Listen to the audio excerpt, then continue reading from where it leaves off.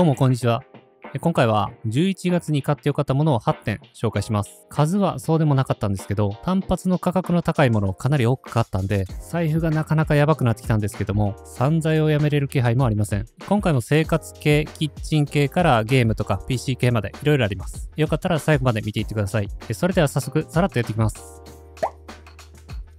まず8位、ニトリのグリルトレイワイド。価格が1290円。これめちゃくちゃいいです。ニトリに売ってる魚焼きグリル用のフッ素加工のプレートです。で、一応鉄でできてるんですけども、フッ素加工されてるんでツルツルです。で、このプレートに魚を乗せて、そのままグリルに突っ込んで焼くだけっていう使い方なんですけど、とにかく掃除がめっちゃ楽になるんですよ。グリルってあれもうギットギトのベタベタになって、しかも最高に掃除しづらい形状してますよね。嫌がらせみたいな形です。で、自分は結構料理好きでするんですけど、そうは言ってもほとんどは奥さんがやってくれるんで、やっぱり結構魚焼きグリルって使い勝手いいんですけど、掃除がめっちゃ大変で、悩んでたんですよね。そこでこれですよ。ニトリで見つけた時2人で叫びましたね。これやんって。で、もう本当にこれに入れるだけっていう超単純なことだけで、一気に魚を焼くのが楽になりました。焼き魚って美味しいですし、体にもいいんですけど、その掃除のことでちょっと億劫になってるみたいなことってあるじゃないですか。本当にこれ一発で魚焼くのが楽しくなるんで、おすすめです。はい、次7位。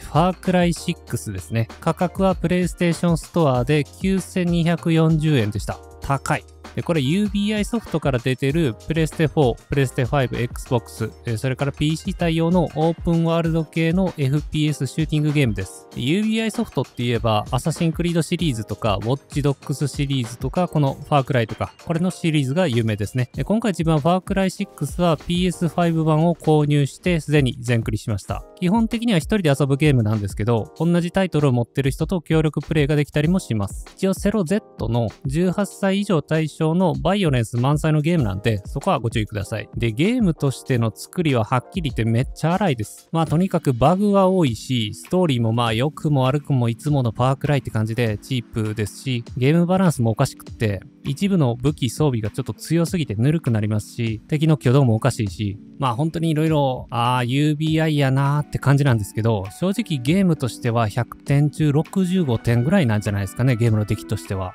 ただ何なんでしょうね、面白いんですよ、それでも。こういう不思議な現象って結構ゲームやってるとちょくちょく当たるんですけど、このファークライ6もこれですね。完成度低いし、なんだかなと思いながら、文句言いながらも面白いからやっちゃうんですよね。結構なんやかんやでのめり込んでがっつりプレイしてしまいました。最初はなんかちょっとやる気なかったんですけど、中盤ぐらいになってきて、武器のカスタマイズとか、そんなんがいろいろできるようになってくると一気に楽しくなりました。なんで、エルデンリングとか、ホライズンとか、今ちょっとビッグタイトルが2022年の2月にガガッと出てくるんで、それまでのつなぎとしてはかなりおすすめできるゲームです。こういうバイオレンス系とか FPS がお好きな方はぜひやってみてください。第6位、キーボード、グロリアスの GMMK Pro ですね。これ実際に買ったというか決済したのは9月なんですけど、届いたのが10月の後半ぐらいでがっつり使ってたのは11月でした。価格がだいたい日本円でオプション品とか送料とか含めると4万円ぐらいです。これもめっちゃ高いキーボードですね。値段高いから満足度が高いような気がしてるってわけではなくて、これ本当に買ってよかったと思ってます。かなり気に入ってます。で、このキーボードの最大の特徴は何といっても重量なんですけども、全部合わせてだいたい2キロぐらいあります。ちょっと馬鹿げてますよね。で、マット引いてるんですけど、重すぎてマットに跡ついてるんですよ。でもやっぱりそれだけ重いから安定感がすごくて、どれだけガシガシ打ってたとしてもずれないですし、動かないですし、それってやっぱり長時間打ってるとだんだん違いも分かってくるんですけど、ほんと疲れにくいんですよ。なんかちょっとしたくぼみというか、へこみというか、たわみというか、柔らかさみたいなものが皆無なんで、打つ力自体がちょっと楽になってるんですよね。で、この GMMK Pro はキーボードがそのまま購入できるわけではなくて、キーボードキットって言って、キーボードを自分で部品から組み立てるものになります。と言ってもめっちゃ簡単で、スイッチをパチッとはめていくだけなんで、ハンダ付けとかも必要ありません。で、カスタマイズの幅が広いことも特徴で、自分好みのスイッチとか、中のボードの材質も変えられたり、なかなか作るだけでも結構楽しいんで、こういうの興味ある方は、個別に動画を作ってあるんで、そちらを見てみてください。値段はかなり高いんですけど、全然それに見合う価値のあるキーボードだと思ってます。次、第5位。ハウス・オブ・ファタモルガーナ。ファタモルガーナの館です。価格は2000円。自分は Steam のセールの時に1000円で買いました。半額セールしてましたね。これはサスペンスホラー系のノベルゲームです。これ良かったですね。結構のめり込んでファンになりました。サントラも今ずっと聴いてます。音楽がめちゃくちゃいいんですよ。Spotify にもサントラありました。元はといえば2012年に発売された PC 用のゲームらしいんですけど、言ってしまうと日本の同人ゲームですね。本当に世界的にも高い評価を受け続けてるゲームです。元は PC ゲームなんですけど、iOS とか、今はちょっと iOS にないらしいんですけど、PlayStation とか、どんどんいろんなプラットフォームに展開をしていってまして、およそ10年経った今年ですね、2021年に Nintendo Switch バージョンが出たんですね。完全版ってことでリリースをされたんですけれども、このメタクリティックっていう海外の有名なメタスコアサイトでは、驚異の97点を叩き出してます。これかなり驚異的な数字ですね。ちなみに今年発売されたゲームでいくと、ハデスが93点、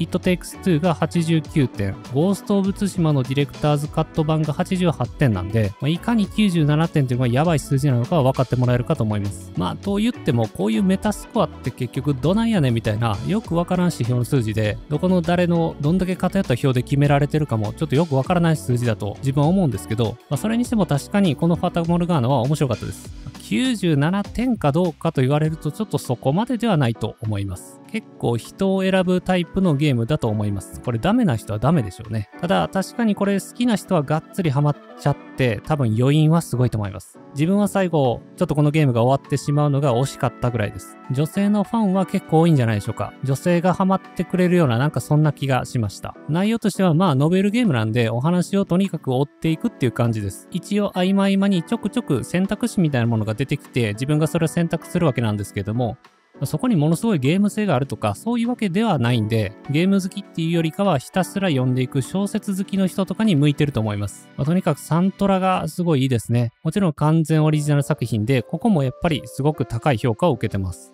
PC 版は Steam にありますし、PS4 でも販売されてます。もちろん Switch にもあって、そこまで高い商品でもないので、ぜひやってみてほしいです。このゲームは結構やった人しか味わえない何とも言えない感情に飲み込んでくれます。おすすめです。次第4位。大森屋バリバリ職人男梅味です。Amazon だと30枚入りの箱が3個入りで987円でした。男梅の味のバリバリかじる海苔ですね。おやつです。めちゃめちゃうまいです。うまいぐらいしか言うことないんですけど、ほんまにうまいです。ちょっと割高というか内容量が少ない感じは否めないんですけど、本当に美味しいんで、ちょっと騙されたと思って一回買って食べてほしいですね。一回開けたらもう全部いってまうみたいなとこあります。おやつとしてはやや味が濃いんで、お酒のおつまみにいいかなって思います。お父さんへのプレゼントとしてもどうぞ。はい、次第3位。RTX3060Ti です。ASUS のトリプルファンのモデルを自分は買ったんですけども、価格が当時93,000円ぐらいでした。高すぎですね。でも買ってよかったです。定価を知ってるとちょっと悔しくもなっちゃうんですけど、自分の PC の使用用途的にちょっとパワー不足も感じてたんで、ちょうどよかったです。GTX の1660スーパーからの買い替えだったんで、かなりパワーアップされて、いろいろ作業しててもすごい気持ちいいです。所有欲はかなり満たされます。詳しいちょっとスペックの話とか比較とかは別の動画で話してるんで、よかったらそっちもご覧ください。最新のゲームでもぼちぼちぐらいのグラフィック性能に落としておけば 4K60fps でゲームをすることができます。最高です。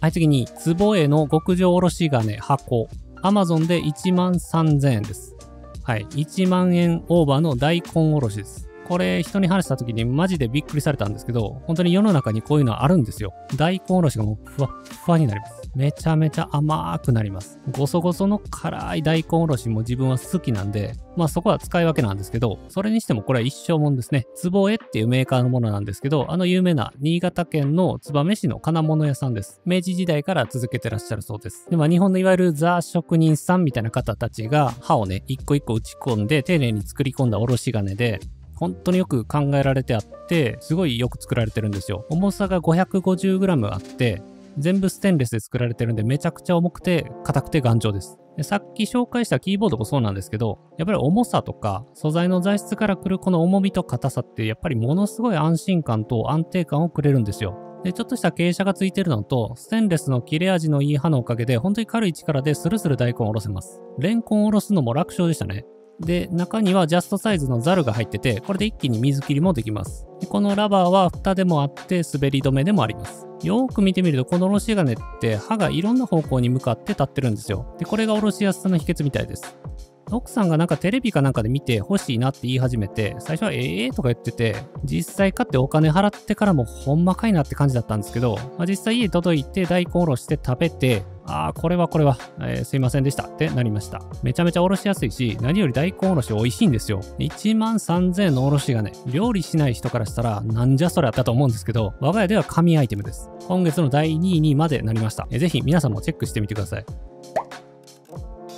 次第1位。デルの27インチの 4K のモニター。品番としては S27219S。価格が44,800円。自分は確かセールの時に買ったんで4万円ちょうどぐらいでした。27インチの 4K モニターですね。これは PC 用に購入しました。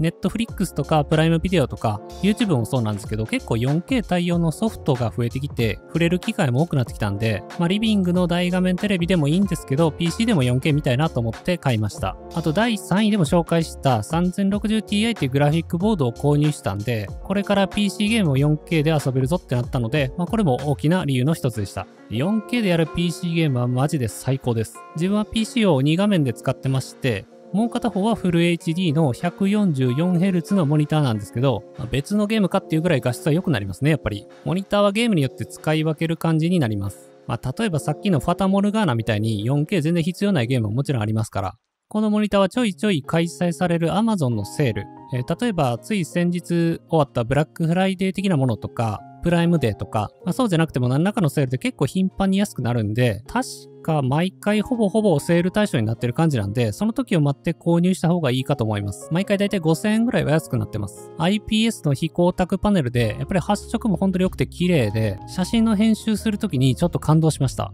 これ絶対もっと前に買っとくべきだったなとちょっと後悔しました。自分は使わないんですけど、このモニターはスピーカー内蔵なんで、これが結構嬉しい人も多いんじゃないかなと思います。スタンドももちろんついてきます。自分はこんな感じでモニターアームにガチャッとくっつけて使ってます。4K モニターでかつ27インチ。それでいてこの4万円前後の価格帯ってなってくると選択肢はそう多くなくて、安心できるメーカーのものでちゃんと保証もついてくるってなると、このモニターが結構いいのかなって思います。3年間無期限交換保証っていうね、ドット抜けとかに対してもちゃんと保証がついてくるんで、そんなんも安心ですよね。それから PC を 4K モニターで使うことに不安のある方、大丈夫です。Windows の設定で倍率を上げてくれる設定があるんで、そこまで文字が細かすぎて見えなくなっちゃうとか、そんなことにはならないはずです。強いて言うならこんな感じで、フル HD の解像度のモニターとデュアルモニターで使っていて、ウィンドウがまたがるときですね。こんな感じでガクってなります。でもこのままなんか作業することってあんまりないとは思うんで、少なくとも自分の場合は全く問題なく普段使いができてます。普段例えば文章とか文字を打ったりしてる時でも、やっぱり文字がすごい綺麗なんで、精神衛生的にもすごくいいです。4万円っていう出した値段に対してめちゃくちゃ満足度の高いお買い物でした。なんで11月の第1位にしました。はい。そんな感じで11月に買ってよかったもの8選でした。何か気になったものありましたでしょうか？例のごとく、今回も全てのアイテムは可能な限り下の概要欄にリンク貼ってますんで、気になった商品の詳細はそちらから確認してください。自分が買った時と商品と値段が変わってたりするんで、今現在の値段は見ておいてください。で、これからまた引っ越しがあったりとか、年末だったりってことでめちゃくちゃ忙しいんで、更新頻度はそこまでかとは思うんですけれども、ガジェットのレビューとかを中心にね、まだまだ動画出していくんで、趣味に合いそうであれば高評価とチャンネル登録、それから通知設定もぜひしておいてください。今回もご視聴ありがとうございました。さようなら。